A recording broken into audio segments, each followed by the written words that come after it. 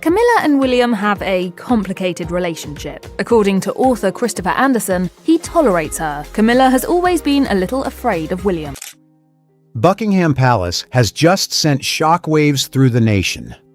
As King Charles is forced to step back from public duties due to ongoing health issues, Prince William has unexpectedly activated an unprecedented plan, bringing James Alexander Prince Edward's youngest child into the fold as a full-time working royal with HRH status to fill the widening power vacuum. But just as this decision was about to be made public, an even more shocking twist emerged. Queen Camilla is reportedly and quietly integrating Tom Parker Bowles and Laura Lopes deeper into internal royal affairs in a direct move to counter Prince William. Many insiders believe this is no longer standard family support, but a calculated bid to expand her own family's influence right as the monarchy plunges into crisis. What has left palace officials truly stunned, however, is that William has allegedly prepared a sweeping purge, one capable of upending the entire power structure within Buckingham Palace and completely dismantling Camilla's influence. Will James Alexander become William's chosen pawn to reshape the future of the British monarchy? And how will Camilla react now that the grand strategy she has reportedly spent years building faces total collapse at the hands of just one decisive move by William? Buckingham Palace was shrouded in a somber and chillingly quiet atmosphere, a stark reflection of the constitutional crisis quietly unfolding behind its fortified walls. The focal point of this anxiety centered on King Charles III, the monarch, who had steered the royal ship through many a tempest, but who was now forced to suspend most of his public duties to focus on treatment as his health suddenly and severely declined. The sovereign's withdrawal into the shadows to convalesce left more than just a massive power vacuum. It plunged the institution into a staffing shortage unprecedented in modern history. The weight of that burden fell with particular cruelty upon Prince William, the Prince of Wales, rightful heir to the throne and the eldest son of King Charles. Since assuming this noble title, William had always been acutely aware of his destiny, yet never before had such mental pressure weighed so heavily upon his shoulders. Beyond his anxieties for his father, William's mind was torn by the well-being of his partner, Catherine, Princess of Wales, a symbol of radiance and stability. Since their fairy tale wedding in 2011, Catherine had recently been forced to strictly limit her public appearances to undergo intensive medical examinations related to her previous illness. The absence of his lifelong companion was not only a profound emotional blow to William, but it also stripped the monarchy of one of its most powerful media magnets. Looking at the current royal roster, William could not shake a deep sense of foreboding. The ranks of full-time working royals had depleted to an alarming degree. The upheaval of Prince Harry and Meghan Markle's decision to step back from royal duties to move to the United States, coupled with Prince Andrew being stripped of his official titles following personal scandals, had completely obliterated the potential line of succession's backup force. Now, the relentless machinery of royal tours, diplomatic receptions, and hundreds of charities relied entirely on a handful of aging members. Holding the line alongside William at this critical juncture was Princess Anne, his resilient aunt, and the only sister of King Charles. She continued to tirelessly navigate a grueling schedule of events, her loyalty to the crown unwavering over decades of service. Supporting her were his youngest uncle and aunt, Prince Edward, Duke of Edinburgh, and Duchess Sophie.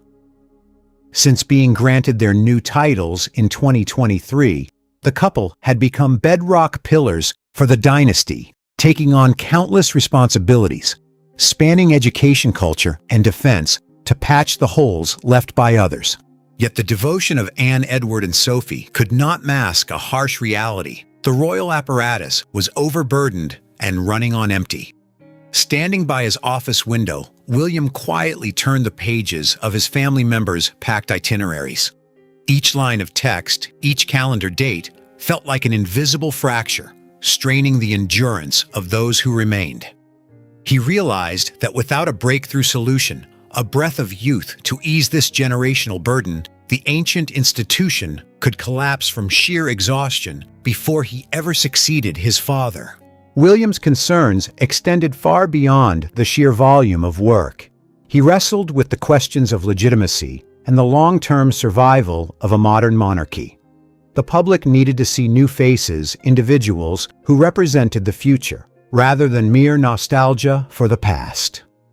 The Prince of Wales's thoughts cycled endlessly through the names within the firm, analyzing each person's strengths, weaknesses, and readiness to don the suffocating mantle of royal duty. It was in that moment of deadlock that an idea suddenly flashed in William's mind, clearer and more resolute than ever before. His finger paused on a name that had always stood in the shadow of his parents' spotlight, yet possessed a quiet maturity and an impeccable upbringing. It was James Earl of Wessex, the youngest child of Edward and Sophie. At 18, James not only carried pure royal blood, but had also been raised in relative privacy, shielded from the toxicity of the tabloids. His composure, the refined bearing of a young aristocrat, and the absolute backing of his family made him the perfect missing piece William had been searching for. The concept of a landmark staffing edition quickly galvanized Prince William to turn thought into action. Amidst the stillness of his study at Kensington Palace, he quietly prepared for a meeting that would alter the destiny of his young cousin. For William, drawing James into the relentless machinery of royal duty was not merely a temporary fix, but a strategic gamble that required the absolute consensus of his youngest uncle's family. The meeting took place in a small, discreet drawing room at Bagshot Park, the residence the Duke and Duchess of Edinburgh chose as a sanctuary from the media glare. As William entered, the atmosphere in the room seemed to tighten with the presence of all three family members, Prince Edward, Duchess, Sophie, and the teenage James. Seriousness was etched onto Edward's face, while Sophie could not hide the anxious gaze of a mother who had always tried to shield her son from the tempest of royal obligation. James sat quietly between his parents, his hands tightly clasped, his eyes bearing a maturity that far exceeded his 18 years. William wasted no time on pleasantries. Instead of polite small talk, he chose to speak candidly and with great urgency regarding the crown's current state of exhaustion. His gaze locked onto James as he proposed granting him the style of His Royal Highness, a noble title bypassed at his birth in pursuit of a normal life, and officially bringing him into the fold as a full-time working royal. The proposal was like a stone cast into a placid lake, instantly sending violent ripples of psychological conflict through the young man's heart. For James, the Prince of Wales's offer was nothing short of a decree that would completely alter the trajectory of his life. From a young man accustomed to a quiet school life, free to choose his own future, and observe the world from a safe distance, he now stood at a crossroads where he must surrender it all to don the armor of duty. James's mind plunged into an unyielding internal battle. He understood all too well the price of the HRH title.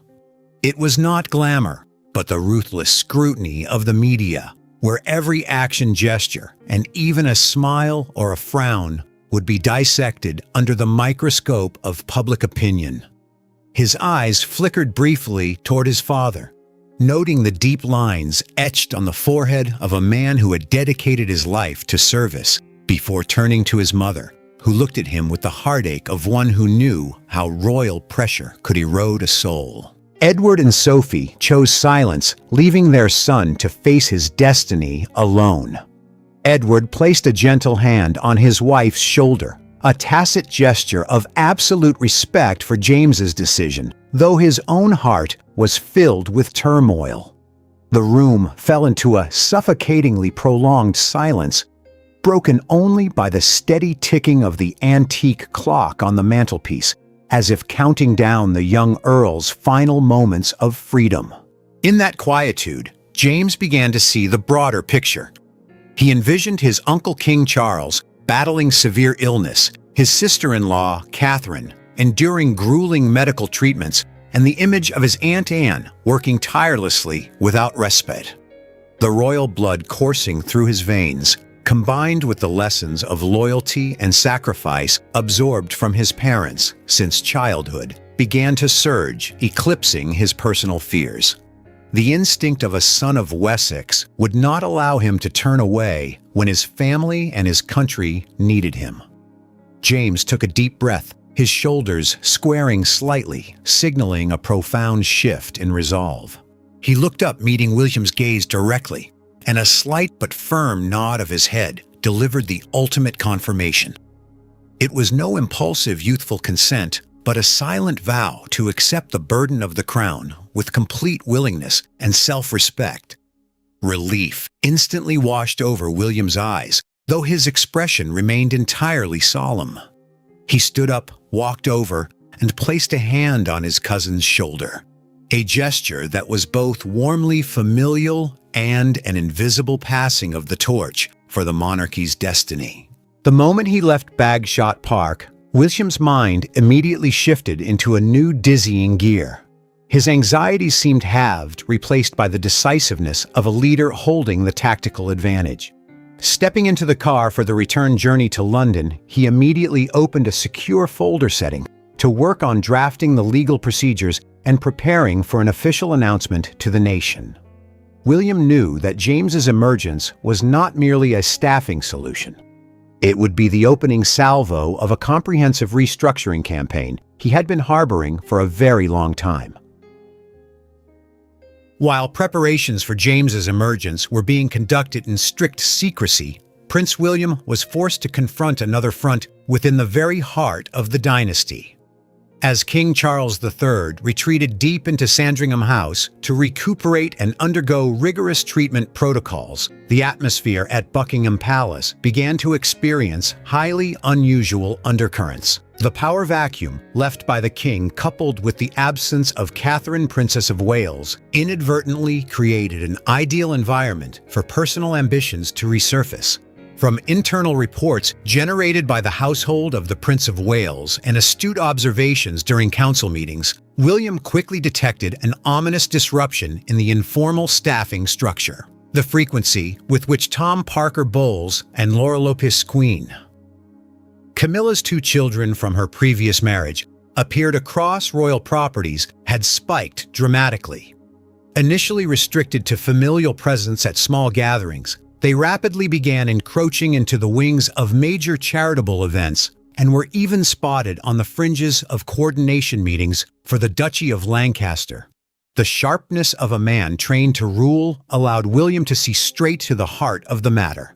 He realized this was no accidental coincidence, but a strategy quietly yet relentlessly deployed by his stepmother. Queen Camilla, utilizing the guise of caring for the king and coordinating the monarchy's ceremonial affairs, was systematically legitimizing the presence of her own family within the royal apparatus. William's scrutinizing gaze locked onto the smallest details, the royal vehicle chauffeuring Tom through the palace's rear gates, or the casual manner in which Laura utilized staterooms to receive partners from private arts funds without the authorization of the Royal Household Bureau. The suspicion in William's heart hardened into a state of high alert. He understood that Camilla's bid to expand the influence of the Parker Bowles family did not merely compromise the palace's financial transparency. It posed a direct threat to the streamlined monarchy that he and his father had previously agreed upon. The intrusion of individuals who held no constitutional duties and had taken no oaths of service yet were reaching deep into royal prerogatives was a direct challenge to his future authority. William's mindset shifted from anxiety to a state of profound indignation, tightly suppressed beneath his customary veneer of cold calm composure. It was against this twilight backdrop that the news of James officially accepting the style of HRH and stepping up to assume responsibility acted like a cooling wave, extinguishing the Prince of Wales's final hesitations. The courage of his young cousin was no longer just a staffing solution.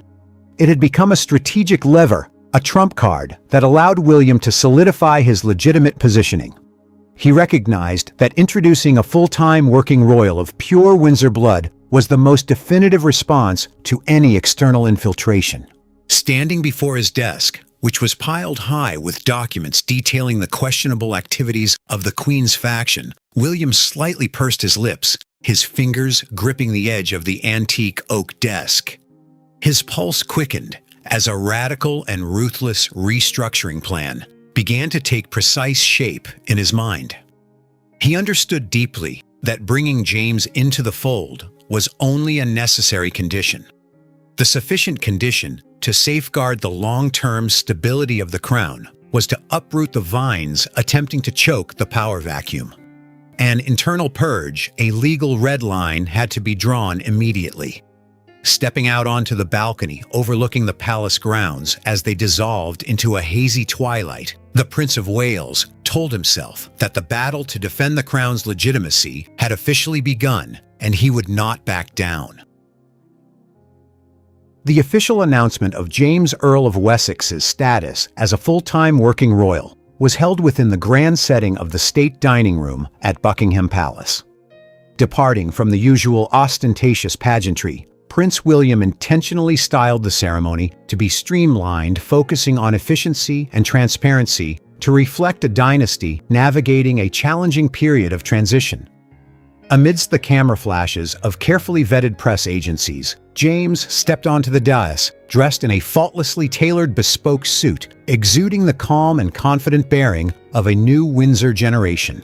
The declaration from the newly minted 18-year-old HRH rang out clearly, pledging to stand shoulder to shoulder with Prince William and Catherine, Princess of Wales, in their mission to build a modern monarchy, one dedicated to serving the nation with no room for ambiguity.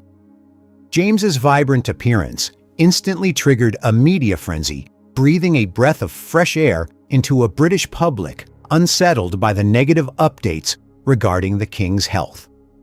Behind the scenes, the decision immediately alleviated the suffocating pressure that had been weighing heavily on Princess Anne and the Duke and Duchess of Edinburgh. Their packed itineraries finally gained breathing room as the young man officially stepped up to share the burden of duty. Yet this celebratory atmosphere failed to reach every corner of the palace. Across the room, Queen Camilla observed the entire proceeding with a chilling silence. Her eyes narrowed and her fingers tightened around her crocodile skin clutch as James's proclamations of transparency and a streamlined institution reached her ears. Camilla, possessing the sharp instincts of someone who had weathered countless political storms, immediately sensed danger. James's highly legitimate presence did more than just overshadow her recent contributions to keeping the court functioning. More critically, it directly choked the power vacuum she had been attempting to exploit. The informal influence she had meticulously cultivated for Tom and Laura suddenly contracted under the assent of an official working royal one, who possessed both the bloodline and the absolute backing of the heir to the throne. The underlying tension between the two factions reached its peak the moment the announcement ceremony concluded. While guests were still mingling over afternoon tea, William wasted no time capitalizing on the attention focused upon him. He walked back to the lectern, drawing a document bearing the embossed seal of the household of the Prince of Wales from his breast pocket. This move by William was entirely unscripted, causing the entire room to fall into a sudden, expectant silence. William's gaze swept across the crowd, pausing for a meaningful second on Queen Camilla before he officially announced the launch of a comprehensive restructuring campaign for the internal royal staff. His voice was calm, yet steely, emphasizing that the era of ambiguity regarding privileges had ended, and a new order must be established to safeguard the crown's reputation. Each of William's words cut like a knife, severing any illusion of a compromise. Camilla stood frozen in place, her expression tightening beneath her heavy makeup as she realized her stepson's counterstrike was not merely a warning, but the opening salvo of a ruthless purge aimed squarely at her own family. The palace's map of power had been officially torn apart, opening a stormy new chapter. The opening salvo from James's announcement ceremony was immediately codified by Prince William into a highly binding legal document issued directly from the household of the Prince of Wales. The very next morning, an internal restructuring decree, a milestone for the 21st century monarchy, was officially promulgated. The new regulation drew an uncompromising red line. Only official working royals, those who had taken oaths of service, held constitutional obligations, and were subject to public scrutiny, were permitted to participate in public duties, utilize the royal purse or access, and employ the facilities, staterooms, and administrative offices of the palace. This meant that every informal privilege Tom Parker Bowles and Laura Lopes had been exploiting was instantly stripped away. They no longer held the standing to appear in a representative capacity or act as part of an entourage at any event, however minor. Upon receiving the notice, a wave of resistance instantly erupted behind the closed doors of the Queen's faction. Camilla could not sit idly by and watch her children be humiliatingly sidelined like opportunists. She immediately sought to intervene, utilizing her influence as Queen to pressure senior advisors and attempting to establish contact with Sandringham House to secure an intervention from King Charles. Her eyes burned with fury, her hurried steps echoing along the red-carpeted corridors of the palace, betraying a state of psychological crisis unseen since she had officially entered the House of Windsor. Yet William had moved a step ahead with flawless preparation. Every attempt at delay or protest from Camilla struck a cold, unyielding stone wall. The Prince of Wales's restructuring decree was no impulsive, solitary decision. It had been meticulously weighed, calculated, and backed by the supreme consensus and endorsement of the Privy Council and all heads of the royal households. James's highly legitimate emergence and powerful commitment in the previous chapter served as the perfect launchpad, making palace officials realize that the future of the dynasty lay in this transparency, not in murky family privileges. The regulatory document was signed, approved, and immediately took legal effect across the entire system without a single delay. The most intense emotional fallout occurred in the office temporarily utilized by Tom Parker Bowles in the palace's East Wing. When royal security officers appeared with cardboard boxes, polite yet firm, to assist in clearing out personal belongings, the harsh reality finally broke through to Tom and Laura. The confidence and pride of those who believed they possessed unshakable backing vanished in an instant, replaced by a profound sense of humiliation and bitter resentment. Laura quietly packed her final folders, her hands trembling slightly with indignation, while Tom attempted to maintain a calm facade, though his eyes could not conceal his sheer disappointment. They were forced to walk out of Buckingham Palace under security escort, without a word of farewell or any royal protocol observed. The vehicle carrying the pair away from the palace gates sped into the London fog, leaving behind a cleansed space. Watching from a high window, Prince William quietly observed the car disappear from view. His face betrayed no hint of triumphant emotion, only the calm and resolve of a future monarch who had successfully excised a dangerous growth, ready to lead the monarchy into a more stable new order. The departure of the outside elements immediately restored the naturally pristine and serene atmosphere to the royal palaces. Wasting not a single moment of this historic transition, James, Earl of Wessex, quickly set to work on his first official engagements as a full-time HRH. Rather than selecting ostentatious events, the young prince proactively took charge of projects centered on youth environmental conservation and community support sectors that had languished due to a lack of patrons. The image of a composed James listening intently to the public while dressed in simple yet elegant attire quickly captured the hearts of the nation. Every action, from his warm handshakes to the way he personally jotted down the concerns of citizens, exuded the flawless upbringing and dedication inherited from his parents. James's dynamism and efficiency acted as a pressure release valve, allowing the machinery of the royal household to operate more smoothly and stably than ever during the king's absence. Princess Anne and the Duke and Duchess of Edinburgh could finally smile with relief watching the next generation mature rapidly and shoulder the weight of the realm with steady shoulders. On the opposite side of the scales of power, Queen Camilla was forced to accept a harsh reality. Her entire grand strategy to expand her influence through her own family had utterly collapsed, vanishing into thin air following the Prince of Wales's ruthless restructuring decree. Stripped of the informal visits and the privileges that once crept into the corridors of power, Camilla realized her position had been definitively recalibrated. She was the king's consort, nothing more and nothing less.